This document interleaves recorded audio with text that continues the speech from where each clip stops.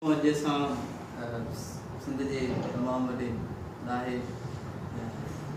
उस्ताद मोहतरम साईं असां मौजूदु आहियूं ऐं अॼु असां जी गुफ़्तगू जो जेको मौज़ू आहे उहो आहे गुरतहिड़ी। त शुरू में पहिरीं त असां साईं जिन खे अर्ज़ु कंदासीं त पंहिंजो हिकिड़ो मुकमल ऐं ब्रीफ जेको आहे उहो तारीफ़ कराइनि, उन खां बाद में जेको आहे असां बिस्मिल्लाहिर्रहमानिर्रहीम। दोस्तों महिरबानी दोस्त तव्हांजे कही अचण जी। मुंहिंजो नालो मोहम्मद मुबीन वसाण ऐं तख़लुस में जेको हींअर मुंहिंजो नालो आहे सो मंसूर मुबीन वसाण सां रहियां थो। ऐं मुंहिंजो ॻोठु कांडेरो वसाण, तहलको सिंझोरो, ज़िलो सांगड़। मुंहिंजी पैदाइश 5 अप्रैल 1965 ते ॻोठु कांडेरे वसाण में थी ऐं मुंहिंजी जेका प्राइमरी तइलीम आहे उहा 1970 खां वठी 1975 ताईं गवर्नमेंट प्राइमरी स्कूल कांडेरो वसाण में थी। ऐं इन खां पोइ मिडिल स्कूल जी मुंहिंजी जेका तइलीम आहे उहा 1975 खां वठी 78 ताईं गवर्नमेंट नूरुद्दीन मिडिल स्कूल चक नंबर 39। ऐं इन खां बाद असां इन सांगड़ जो रुख़ कयो ऐं उन में 80 में जेका आहे सा मुंहिंजी मैट्रिक थी आहे। 80 में मैट्रिक करण खां पोइ जीअं त असां ॻोठनि जा बहिराणी जा आम ॿार हुआसीं, पोइ असांजा वॾा जेके हुआसीं गुरु तहरीक जे वजह सां लोढ़ा जेल तकलीफ़ सख़्तियूं वॾी यूनिवर्सिटियुनि में त उन नमूने सां कोन सघियासीं, पर पोइ वरी असां कोशिशि कई। मूं गवर्नमेंट डिग्री कॉलेज सांगड़ में दाख़िला वरिती ऐं जितां मुंहिंजी इंटर, इन खां पोइ BA ऐं इन खां पोइ जेको आहे 1987 में जेको आहे सो मुंहिंजो सिंध यूनिवर्सिटी मां ज़ाहिर रेगुलर तौर ते उते वञी कोन सघियासीं, पर एज़ ए प्राइवेट कैंडिडेट मुंहिंजी मुस्लिम हिस्ट्रीअ में पास थी। चवण जो मक़सदु त उन वक़्तु महिनत कईसीं ऐं मुस्लिम हिस्ट्रीअ में मुंहिंजी जेका मास्टर्स थी उहा फर्स्ट क्लास में थी। ऐं इन बैदि शुरूआती तौर ते आऊं एज़ ए प्राइमरी टीचर बि चंद सालनि जे लाइ मूं पंहिंजूं ख़िदमतूं सर अंजाम ॾिनियूं। ऐं इन खां पोइ 1991 में सिंध पब्लिक सर्विस कमीशन जो इम्तिहान में पास कयो ऐं मुस्लिम हिस्ट्रीअ में मूंखे एज़ ए लेक्चरर मूं मिठीअ में जॉइन कयो। ऐं जीअं त मिठीअ में जॉइन करण खां पोइ जीअं तव्हां ज़ाहिर आहे शइ पुछणु चाहींदव त हीउ जेको इल्मी अदबी माहौल आहे, हीउ जेको लिटरेरी माहौल आहे, इन में माण्हू कीअं आयो, त उहो इहो आहे त ज़ाहिर आहे ॻोठनि जा माण्हू हुआसीं, पर जॾहिं इल्मी अदबी शऊरी माण्हुनि सां, शाइरनि अदीबनि सां, पढ़ियल लिखियल तइलीमदान माण्हुनि सां वेठासीं त ज़ाहिर आहे माण्हुनि जी अखि खुले थी, दिलि खुले थी, क़ल्ब खुले थो, रूह रोशन थिए थो। अहिड़े नमूने सां मिठीअ में मूंखे अहिड़ा भला दोस्त मिलिया जंहिंमें शायदि साईं दास सांद खां वठी साईं रिजूमल प्रोफेसर असांजो केमिस्ट्री जो ऐं काफ़ी इल्मी अदबी माण्हू हुते हुआ। त इन खां पोइ मूं उन जे दोस्तनि खे परखियो कयो ऐं जे लिखण जी शुरूआति कई ऐं शाइरी जी बि शुरूआति कई। अहिड़े नमूने सां as a poet, as a शाइर मूं हुतां खां शुरूआति कई। तमामु बहितरीन। पाण पंहिंजी जेका आहे तव्हां माशाअल्लाह तमामु घणो कमु कयो आहे शाइरी जे हवाले सां या तारीख़ जे हवाले सां। त पाण घणो जेको तव्हांजो हिकु तारीख़ी तहक़ीक़ी कमु आहे बच्चू बादशाह ऐं पीरू वज़ीर, उन किताब ते ॻाल्हाईंदासीं कि उन किताब जो ख़्यालु तव्हांखे कीअं आयो ऐं कॾहिं खां वठी जेको आहे तहक़ीक़ शुरू कई? बिल्कुलु भलो तव्हां क्वेश्चन कयो। मुंहिंजी जेको हीअ हिस्ट्री जे हवाले सां रिसर्च वारो कमु, जीअं त मुंहिंजो सब्जेक्ट तारीख़ हुयो, सो उनजे करे हिते सांगड़ में जॾहिं लेक्चर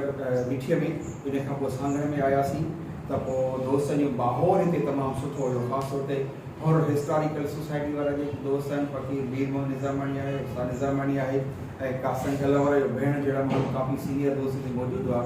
त पोइ इन खां पोइ मूंखे इहो जज़्बो या ॻाल्हि आई त आऊं जीअं त और फैमिली सां तहलको रखां थो त कोशिशि कयां त इन ते कुझु ॿाहिरि करे लिखां।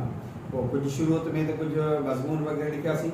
पर पोइ ख़ासि तौर ते जीअं तव्हां बच्चू बादशाह हिन किताब जो ज़िक्र कयो त पोइ मूंखे फ़क़ीर मीर मोहम्मद निज़ामानी इन तरफ़ उत्साह आयो त तव्हांजी फैमिली, तव्हांजी पस मंज़र जीअं त शहीद पीरू वज़ीर जे ख़ानदान सां तहलको रखे थो, इन करे छो न तव्हां इन ते कमु कयो। छो इन खां पहिरीं शहीद बच्चू बादशाह ऐं पीरू वज़ीर वारो टॉपिक जेको आहे उन जूं ॻाल्हियूं असां पंहिंजे वॾड़नि खां त रिवायतूं त कुझु ॿुधंदा हुआसीं, पर अमली तौर ते ऐं ॿियो रिपोर्टनि जे हवाले सां या लिखत जे हवाले सां शाबस हुजे मल्हार फ़क़ीर ख़ासि खे जेको सांगड़ जो हो सुठो राइटर हुयो, उन जा कुझु नंढड़ा नंढड़ा किताब जेके हुआसीं मौजूदु हुआ। उनजो हिकिड़ो 40 पेजनि ते बचू बादशाह जो किताबु हुयो, सो मूं हथु कयो। ऐं इन खां सवाइ पंहिंजे मल्हार फ़क़ीर जा 5-7 ॿिया बि किताब हुआ, पर जीअं त उन वक़्तु जेको हालतूं कंडीशन हुयूं त उहो ग़रीबत हाल हो ऐं एतिरे वसाइल कोन हुआ, त उहे नंढड़ा नंढड़ा किताब उन जा हुया। पोइ मूंखे दोस्तनि चयो त तव्हां रिसर्च कयो हिन ते, ख़ासि तौर ते मीरमंद ज़माने मूंखे हिन बारे में आंदो। पोइ मूं जेको आहे सो हुनजो तहक़ीक़ जो दाइरो थोरो वधायो। उन में असां ईअं कयूं त हिकिड़ो पोर्शन जेको आहे असां रखियो त शहीद बचू बादशाह ऐं पीर वज़ीर जे हिननि जेके फ़क़ीर हुआ हुर फाइटर्स जंहिंखे हुर मंसूर बि कोठियो वञे थो, उन्हनि ते कजे कमु। ऐं ॿियो जेको सेकेंड पोर्शन हिन में आहे त जेके उन वक़्तु जेके शाइर हुआ, जिन शाइरनि हुरत हुई की इन पोर्शन ते इन्हनि जी ॻाल्हियुनि खे साहियो त तव्हां हुनखे गॾु कयो। पोइ मूं कुझु जेके रिपोर्ट हुयूं अंग्रेज़ सरकार जूं, उहे फ़क़ीर बीरमंद उसाण जी लाइब्रेरी मां मूंखे मिलियूं। जीअं त मिस्टर जेम्स जी रिपोर्ट बि हिते आहे, ल्यूकास जेको उन वक़्तु ऑफिसर हो उन जूं रिपोर्टूं, उन जूं ॻाल्हियूं आहिनि। मिस्टर स्टील हो हिकिड़ो, उनजी जेका रिपोर्ट आहे उहा बि हथु कईसीं। ऐं इन खां सवाइ हीउ जेको आहे सरदार मोहम्मद याकूब जेको उन वक़्त जो डिप्टी हुयो, ऐं उनजी रिपोर्टूं बि काफ़ी हुननि जे हवाले सां छपियल हुयूं। ऐं ॿिया बि काफ़ी मज़मून अहिड़ियूं शयूं हुयूं, उहे हुते खां कयूंसीं, उनखे रिसर्च में आंदोसीं। ऐं सेकेंड पोर्शन जेको हुयो उहो इहो त जीअं त मुंहिंजे ज़ारा फैमिली में वॾनि में पीर वज़ीर उन इलाइक़े जे सां तइल्लुक़ रखे थो। बचू बादशाह उन इलाइक़े जो, माना मुंहिंजो सिंझोरो इलाइक़ो सिंध जो ई आहे। मां बचू बादशाह जे हवाले सां पाण ॻाल्हि कंदासीं। बचू बादशाह जी पैदाइश जेका आहे मखी जे इलाइक़े में, हीअ जेको बिठराऊ ॻोठ आहे उन में थिए थी। हाणे बिठराऊ खां पोइ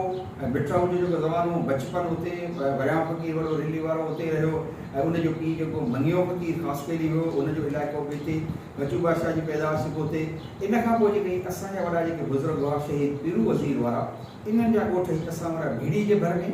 कोंधे जे भर में, रावताणी जे टिनी ॻोठनि जे विच में सेंट्रल प्लेस में हींअर बि असांजो ॻोठ आहे शहीद पीरू वज़ीर जे नाले सां। ऐं भर में कांडेरो वसाण पाए, गुलशेर वसाण पाए, काफ़ी अहम ॻोठ ॿिया बि आहिनि। पोइ उते असांजा जेके वॾड़ा हुआ, उन वॾड़नि खां असांखे रिवायतूं मिलियूं। शाह साहिबु साईं करीम शाह असांजे ॻोठ जो आहे, हिन जो ॾाॾो ऐं हिन जा बुज़ुर्ग वॾासीं असां अखियूं ॾिठा हुआ। हिनखे पोइ यादि हुजणु खपे त शहीद पीरू वज़ीर जो भाइटियो जेको उन ज़माने में इन अंग्रेज़ सरकार जी इन में शामिलु हुयो तहरीक में, उहो 1958-60 धारे वफ़ात करे वियो। उन वक़्तु उनजी उमिरि 100 साल जे क़रीब हुई, जंहिंखे हर को चवंदो नानो ॿारो छो, जेको 2 दफ़ा जनम टीपो कमाए आयो अंग्रेज़ सरकार जे दौर में, ऐं 1-2 दफ़ा उहे जेके इंडिया में जेके कैंप्स हुयूं उतां थी आयो। त पोइ उन्हनि जेके बुज़ुर्ग उन्हनि खां जेके उहो त वफ़ात करे वियो। पर ॿियो हुयो त मुंहिंजी जेका नानी मिसाल साईं अली शेर जी वालिदा, उहा जेका इन फैमिली सां डायरेक्ट बिलोंग कंदी हुई। त पोइ जेके बि वॾा मौजूदु हुआ उन्हनि वॾनि खां असांजी मालूमात हासिलु कई।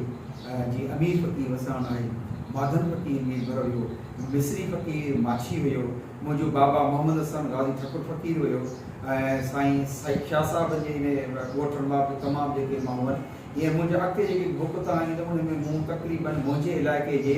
जेके 100 साल जी उमिरि जा थी गुज़रिया माण्हू, मूं उनजो प्रोफाइल लिखिया त मुंहिंजे इलाइक़े जा उहे कहिड़ा माण्हू जेके 100 साल जी उमिरि में थी वफ़ात करे विया, उनजूं ॻाल्हियूं उनजूं ॻोल्हियूं। इन नमूने सां मूं बचू बादशाह किताब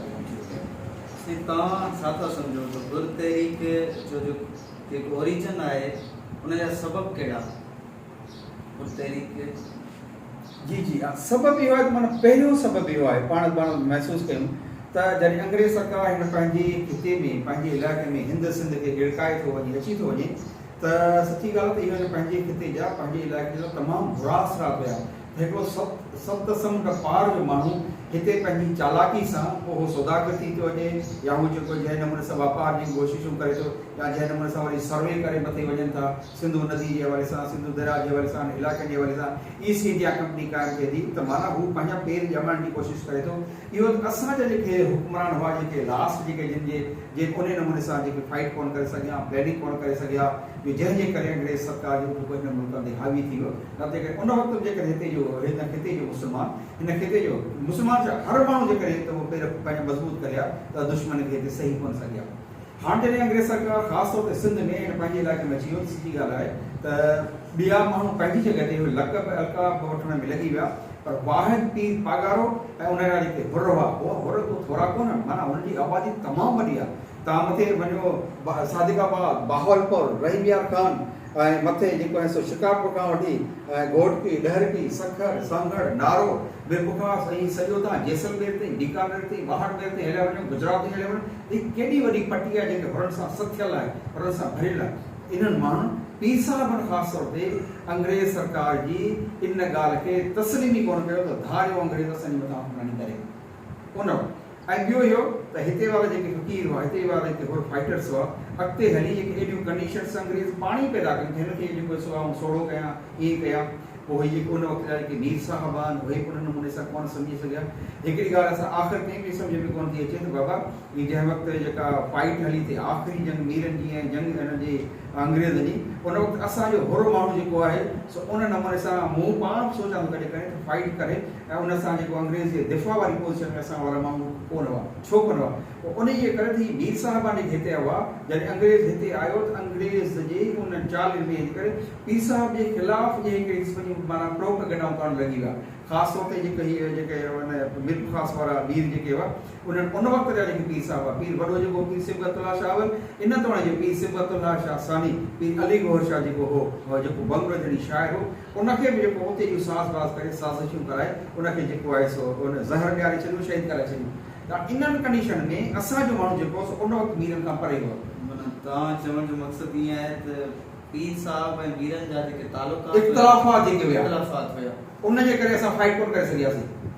ऐं न फाइट करे सघियासीं त इन खां पोइ अॻिते की जॾहिं अंग्रेज़ हिते क़ाबिज़ थी वियो त पोइ हिन हिते मुंहिंजा हिन इलाइक़े में पीर उन वक़्तु माना टियों नंबर पीर पागारो पहिरियों पीर पागारो पीर सिबगतुल्लाह शाह ॿियो पागारो पीर अली गौहर शाह बंगलो धणी टियों पीर पागारो पीर हिज़्बुल्लाह शाह मसनद धणी जेको उन जो जेको दौरान आहे 1847 खां वठी 1890 ताईं आहे इन जे दौर में जेको पहिरियां शहीद आहिनि मंसूर इनखे मंसूर सॾे थो उन्हनि पंहिंजी 1860 खां पोइ पाण खे फाइट शुरू करे छॾी ऐं कुझु माण्हुनि जी जेका आहे उहा तनक़ीद बि आहे त शुरू टाइम पीरियड में बच्चू बादशाह या पीरू वज़ीर या ॿिया जेके हुया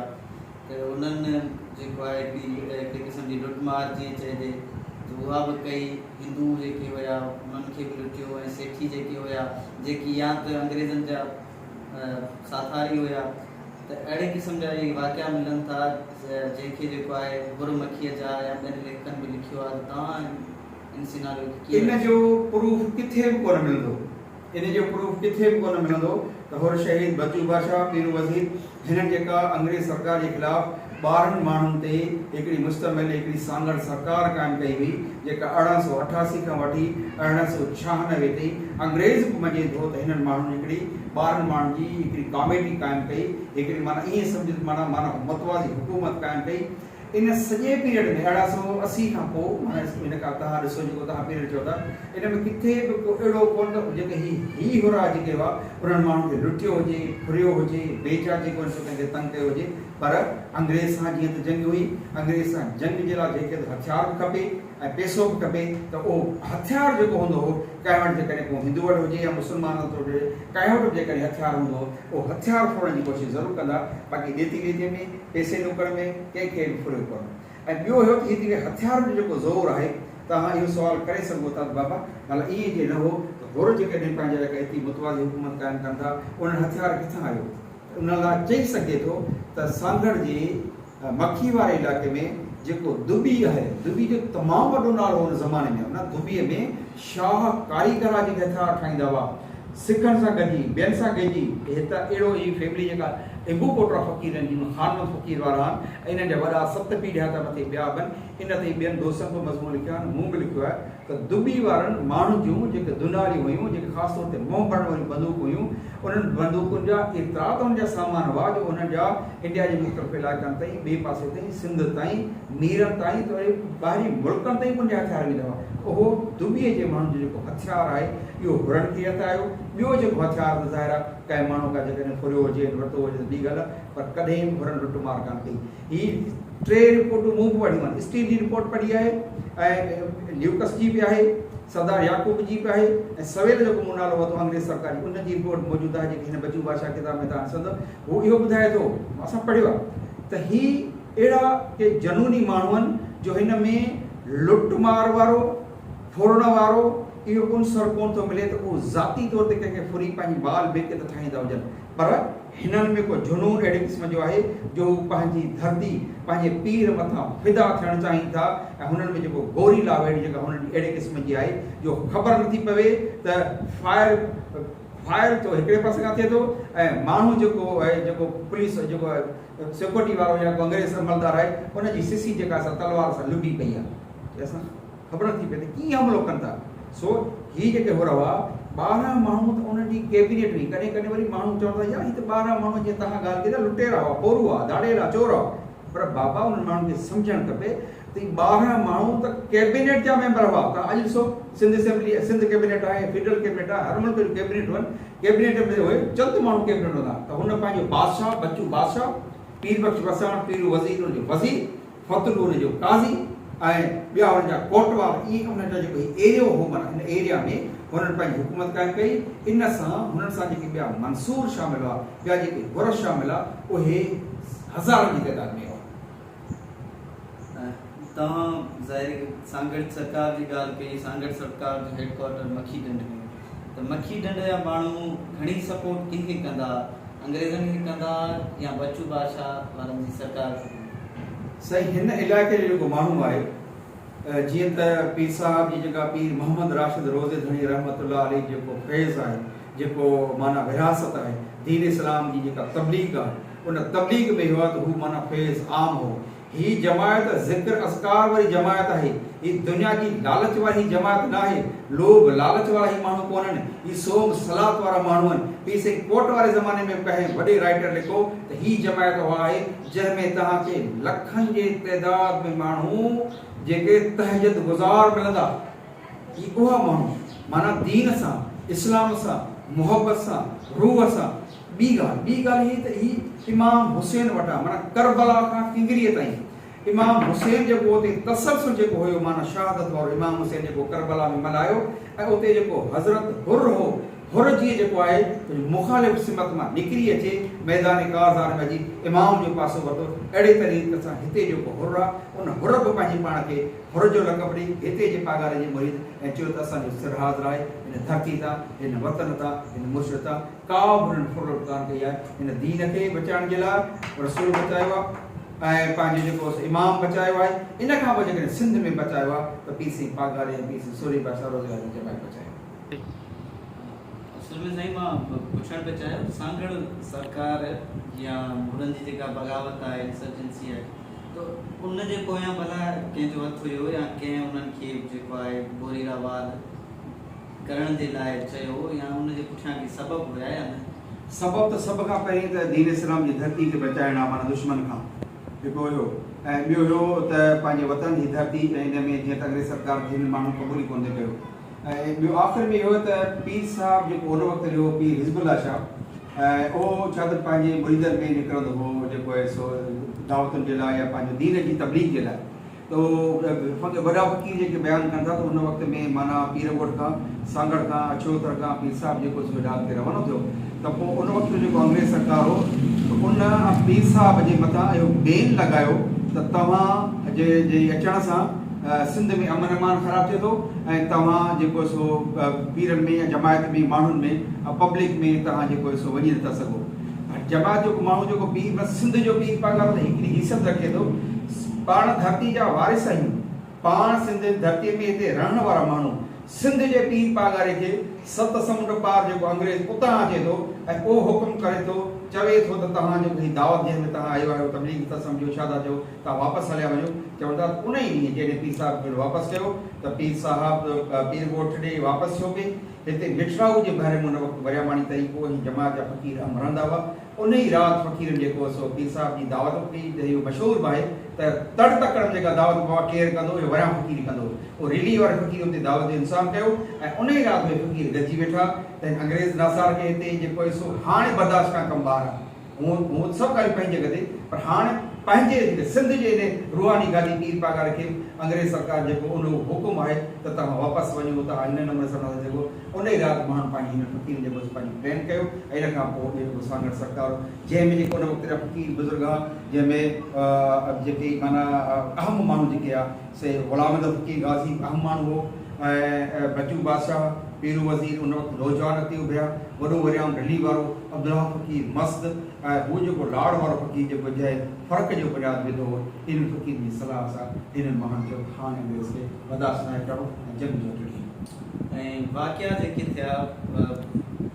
कारवायूं थियूं कहिड़ी क़िस्म जूं ऐं घणियूं कारवायूं जेके हुरनि कयूं अंग्रेज़नि जे ख़िलाफ़ हाणे उन में ईअं आहे त जेके अंग्रेज़ जे ख़ुदि रिपोर्ट में मौजूदु आहे त हिन जो माना हिकु गोरीला वेड़ हुई मक्खी हिकिड़ो तमामु वॾो एरियो आहे जंहिंमें माण्हुनि खे जेको आहे सो पनाह वठण जी जॻह मिले थी सभु ॻाल्हि थिए थी पर हीउ जेको मक्खी वारो इलाइक़ो जेको आहे उन में हुर उन वक़्तु दुबी जूं बंदूकूं हुयूं हथियार हुआ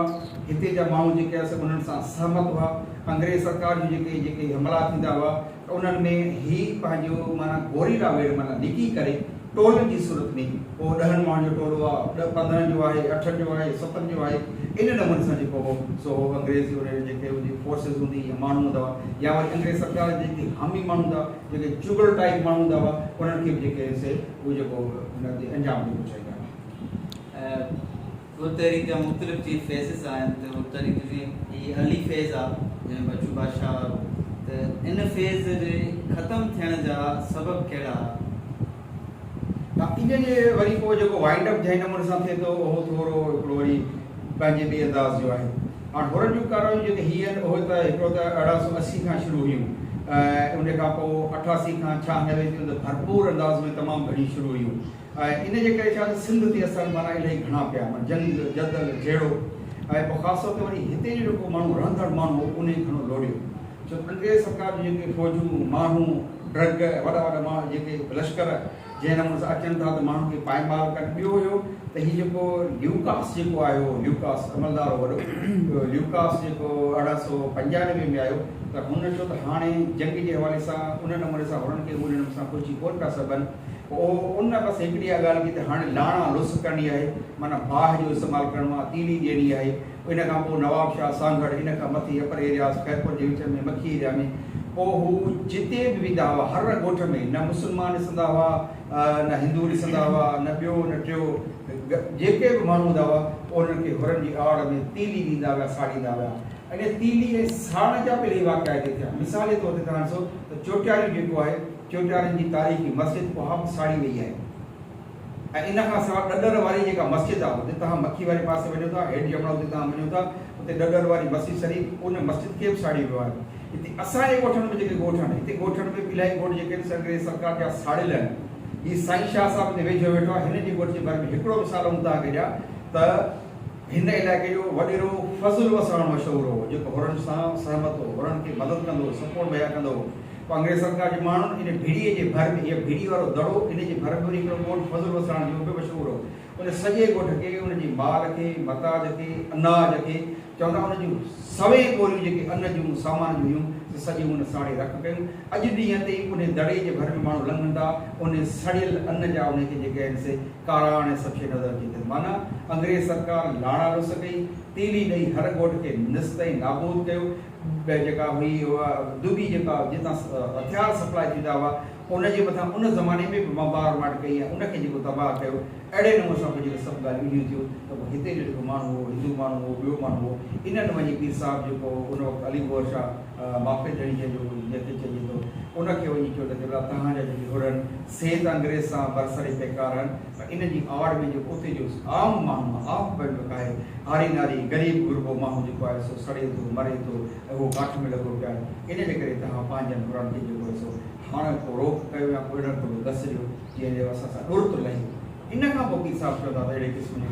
जेको आहे सो इन विषय में वरी इहे अंग्रेज़ जो जेके अमलदार हुआ उन्हनि जी बि चवंदा हिकिड़ी का वफ़द जी पीर साहिब सां मुलाक़ात थी हुई ऐं इन खां पोइ पीर साहिबु हुकुम कयो हाणे तव्हां पिड़ी सघियो इन ॻाल्हि खे वरी कुझु जेके हिस्टोरियन आहिनि तारीख़दार आहिनि उहे लिखनि था त उन्हनि पीर साहिब खे जेको आहे प्रेशराइज़ कयो ऐं लकब वकब जेके हुया उहे खसिया तॾहिं जेको आहे पीर साहिबु चयो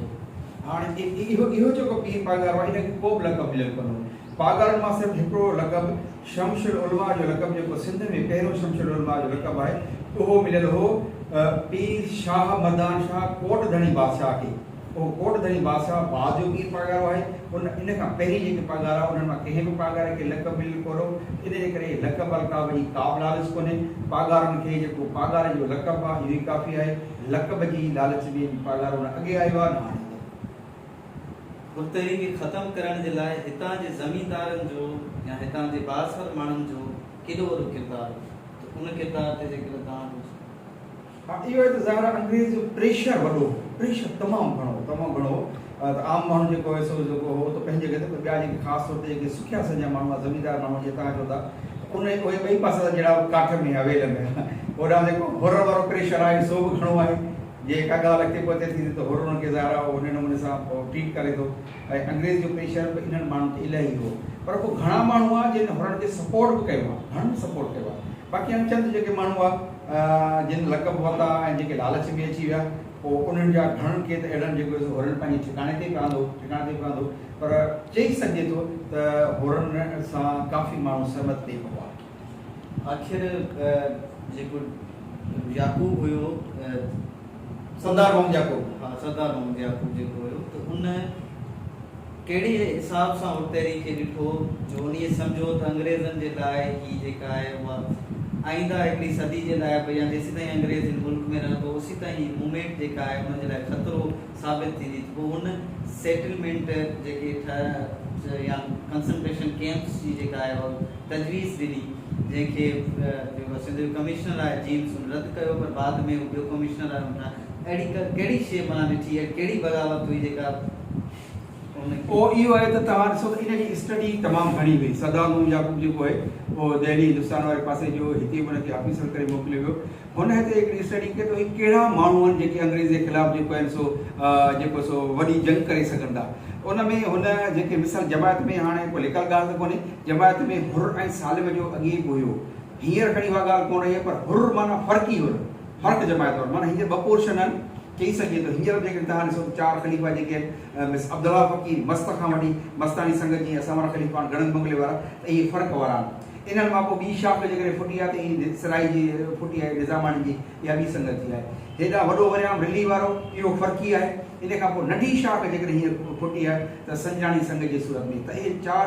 ख़लीफ़ा उन वक़्तु हुआ त इहे ॿ ख़लीफ़ा हुआ। इहे हुआ इहे फ़र्क़ी हुआ। उन खां पोइ जेके नान फ़र्क़ी हुआ उहे माण्हू घणा जेके हुआ त ज़ुहद इबादत तक़वा जंग वारे पासे घटि हुआ। त इन जे करे पोइ हुन हिकिड़ी लिस्ट ठाही इहा लिस्ट असां वटि बि ॿुधी त उन्हनि चयो त बाबा ही माण्हू ही ज़ातियूं उन्हनि असांजे वॾनि जा नाला लिखिया पिया आहिनि बाबा फलाणी ज़ात मां हिननि सईदनि मां हिननि उसाण में जा हिन इंगोरनि में जा हिन निज़ामनि में जा हिन बम्बरनि में जा पर हाणे ज़ाति कहिड़े जे नाला वधो फ़र्क़ी जेके ज़ातियूं आहिनि उन्हनि जी हुन लिस्ट ठाही त ही माण्हू जेके आहिनि तव्हांजे लाइ सुभाणे ॾचो पैदा करे सघंदा मसइलो पैदा करे सघंदा। ऐं पोइ इन विच में छा त ही फ़क़ीर जेके आहिनि सिर ॾेई सराह जा शहीद बि थी विया पर पोइ बि हुन पंहिंजी लिस्ट पेश कई त जेकॾहिं हिननि खे फॉरएवर तव्हां जेकॾहिं या त हिननि खे तव्हां दरबदर करे तव्हां हिंदुस्तान जे मुख़्तलिफ़ कैंपुनि में जेल में ॿाहिरि डिस्पर्स कयो ॿाहिरि मोकिले छॾियो या त वरी हुनजो ख़ात्मो आणियो। इन जे करे हुन उहा लिस्टूं ॾिनियूं ऐं उन्हनि जे करे पोइ इहो सेटलमेंट ऐं आख़िर में साईं खां जेको आहे हिकिड़ी पहिरें फेज़ जे हवाले सां कंक्लूडिंग रिमार्क्स जेके हुजनि त माना पहिरें फेज़ जा असरात जेके आहिनि सेकेंड फेज़ ते कीअं था? उहो इहो त ज़ाहिर आहे हीउ त हिकिड़ो बुनियादु हो माना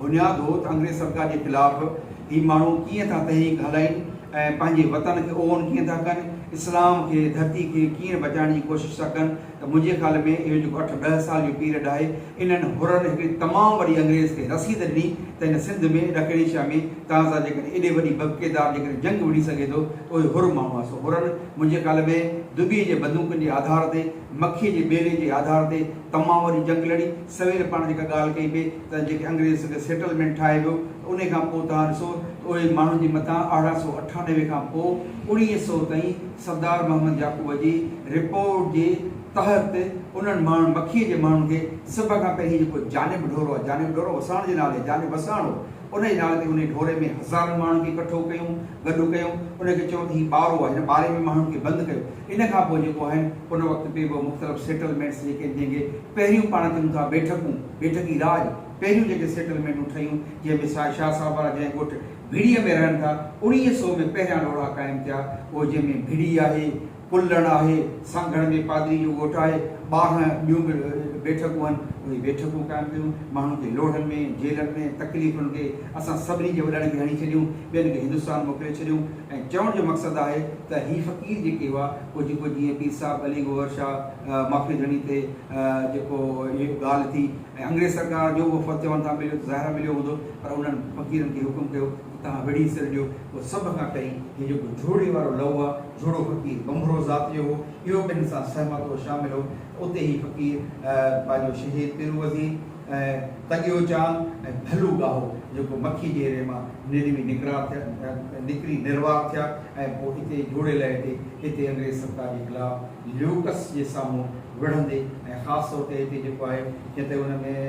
बहरामबरी में जुला सिंह हुन जेको जनरल मारिजी वियो, जुला सिंह जो कोट मियां सिंह जेको उहो बि हिते फ़ौज वठी आयो। मूं थोरो रिसर्च में अॻिते ॾिठो त जीअं तव्हां सवेल ॻाल्हि कई बलोच जे हवाले सां, अंग्रेज़ सरकार उन वक़्तु हिते बलोचनि खे जीअं शहबाज़ खान बुख थी आहे, ॿियनि खे 1000 एकड़ ज़मीन ॾिनियूं हिते आबाद कयो, त उन वक़्तु जेके ही बच्चू बादशाह पीर वज़ीर वारनि सां सारी जेके मुक़ाबिलो थियो, इन में जिते ॿिया अमलदार हुआ उते बलोच रेजिमेंट जो अंसुर मिले थो, बलोच रेजिमेंट में शामिल हुई। सो पहिरियों मुक़ाबिलो उन में थियो, फ़क़ीर 3 विढ़ंदे शहीद थी विया, ज़ाहिर हुनखे सिर ॾियणो हुयो। इन खां सवाइ ॿियो मुक़ाबिलो जेको थियो, हे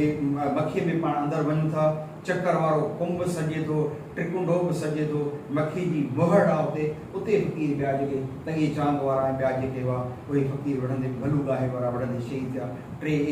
3 हू 6 फ़क़ीर शहीद थिया। इन खां पोइ जेके ॿिया रहियल जेके 3 फ़क़ीर हुआ, छो त टोटल जेके ही 12 माण्हू कैबिनेट हुआ, उन में बच्चू बादशाह ॿाहिरि हो ऐं 3 फ़क़ीर ॿिया जेके ख़मीस वसाइण वाया ऐं जंहिं में ॿिया फ़क़ीर 3 ॿिया हुआ। उन में जीअं सवेल तव्हां ॻाल्हि कई नवाज़े नौकर जी, त उहो पीर साहिब जो नवाज़ो को ख़लीफ़ो कोन हो, पर उहो नौकर हो, पीर ॻोठ मञंदो हो, पर उहो वक़्ती तौर ते उहो अंग्रेज़ जी लालच में अची वियो हो ऐं हुननि जे ख़िलाफ़ जेके शाहिदियूं ॾियणु सभु ॻाल्हि कनि, त पोइ फ़क़ीरनि खे हुकुम हो। उन वक़्तु जेके फ़क़ीर 3 रहियल हुआ, त बाबा पहिरीं त नवाज़े जो कमु पूरो कजो ऐं पोइ वरी मघन वारी हिकिड़ी उहो थाणो आहे जेको पीर ॻोठ खां 5 किलोमीटर जे फ़ासिले ते आहे, उते मुक़ाबिलो थियो जंहिंमें 3 फ़क़ीर शहीद थी विया। हिकिड़ो फ़क़ीर जेको हुन सां गॾु हो ख़मीसो फ़क़ीर वसाण जेको गिरफ़्तार थियो, पोइ ख़बर न आहे अंग्रेज़ सरकार उन्हनि खे हिंदुस्तान जे कैंपनि ताईं मोकिले छॾियो। अॼु ॾींहं ते हुनजो पतो कोन पियो जो ख़मीसो वसाण वापसि कोन वरियो। अहिड़े नमूने सां हिकिड़ी अंग्रेज़ सरकार जे ख़िलाफ़ तमामु वॾी जदोजहद हुई जेका रसीद ॾेई वई त अंग्रेज़ जे ख़िलाफ़ हिते जे इलाइक़े मां कीअं जेको सुभाणे भड़की सघे थी। आख़िर में बच्चू बादशाह ख़ुदि, बच्चू बादशाह त हेड हो न, इहो सॼी जंग सॼो अमल इनखे पीर वज़ीर हैंडल पे कयो, बच्चू बादशाह जी हुन में निगरानी हुई। पोइ बच्चू बादशाह आख़िर में जॾहिं छो त बच्चू बादशाह उन वक़्तु अछेड़ी तरह खां मथियो जेको इलाइक़ो आहे हिते ॿाहिरि वेठो, जंहिं वक़्तु इन विच में फ़क़ीर शहीद थी विया। पोइ पीर साहिब जो रूमाल उनखे निशानी तौरु मिलियो। पोइ चई त मुंहिंजा जेके दोस्त आहिनि, मुंहिंजा जेके मंसूर आहिनि, उहे जेको आहे ॾिसो विड़ी सिर ॾेई विया आहे, हाणे सूर्य खे सजाइणो आहे। अहिड़े नमूने सां बच्चू बादशाह पंहिंजो जेको आहे सांगड़ में उन वक़्तु सरदार मोहम्मद याकूब जेको हुयो बैठक क़ाइमु करे वेठो हुयो। जिते हीअं निज़ामण वारे सरताज सिनेमा आहे हिते हुनजी बैठक हुई, उते वेठल हो त बच्चू बादशाह उते जेको हाज़िरी ॾिनी त बच्चू बादशाह आहियां। हिकु त बच्चू बादशाह जो नालो ॿुधी उहो जेको ल्यूकस हो उहो शराबजी वियो ऐं चवंदा त टेबल जे हेठां किरी वियो, पर हुन चयो न, अॼु जेको आहे हिन वतन जे लाइ, हिन धरती जे लाइ, हिन दीन जे लाइ, जे मुंहिंजा जेके ॿिया साथी वेड़ी सिर ॾेई विया ऐं जेको आहे सो पंहिंजो पेश पवण आयो आहे। अहिड़े नमूने सां उहो पंहिंजो उन वक़्तु पेश थियो। ऐं इन खां सवाइ ॿियो पंहिंजो थोरो विसरे थो त आला वारे पासे जे कोठे वारा जेके पंहिंजा ॾाहिरी आहिनि, उन ॾाहिरियुनि मां ॾाहिरी फ़क़ीर हो जेको नालो मूंखे यादि अचणु खपे, इहे ॿई जेके असांखे हाज़िर थिया। इहे हिननि ते केस हलियो जेको मीर पुखास जी कोर्ट में, तक़रीबन 3 महीननि जी इहो जेको केस हलियो, जंहिंमें हॉर्ड डेविस जेको जज हो, उन हॉर्ड डेविस जज जेको 7 मई 1896 ते बच्चू बादशाह पेश थियो हुयो। हीअ जेके फ़क़ीर शहीद थिया हुआ झोड़े जे लय वारा, उहे 2 अप्रैल 1896 ते, ॿिया जेके फ़क़ीर ॿियो टिकुंडे ते मुक़ाबिलो थियो उहो 14 जुलाई 1896 ते, ऐं हू जेको टियों मुक़ाबिलो पीर ॻोठ जे भरण थियो हो उहो 1 मई ते 1896 ते, बच्चू पाशा जेको 7 मई 1896 ते पेश थियो। पोइ 3 महीननि जो जेको आहे सो इहो केस हलियो ऐं हॉवर्ड डेविस जेको आहे हिनखे मौत जी सज़ा ॾिनी ॿिन्ही ॼणनि खे। पोइ अंग्रेज़ जे रिकॉर्ड में मौजूदु आहे। रिसेंटली 5-7 साल पहिरीं मूं हिन जी रिसर्च कई जेको आहे सिंध गज़ेट जेका आहे 1909 वारी जेका आहे 1909 वारी में लिखियो पियो आहे त बच्चू पाशा खे जॾहिं फांसी ॾिनी वई त उहा डेट जेका आहे उहा हुई 26 नवंबर 1896। 26 नवंबर 1896 ते बच्चू पाशा खे सांगण में जेको बच्चू पाशा जो चौक सॼे थो, नेशनल बैंक जिते क़ाइमु आहे, झोल रोड हैदराबाद रोड जिते रस्तो वञे थो, हिते हिकु तमामु वॾी निम हुई, आगाज़ हो, उन में जेको सो उन्हनि ऐलान कयो ऐं उन तरह जे माण्हुनि खे सॼियो ऐं माण्हुनि जे साम्हूं सरेआम हुनखे फांसी ते शहीद कयो।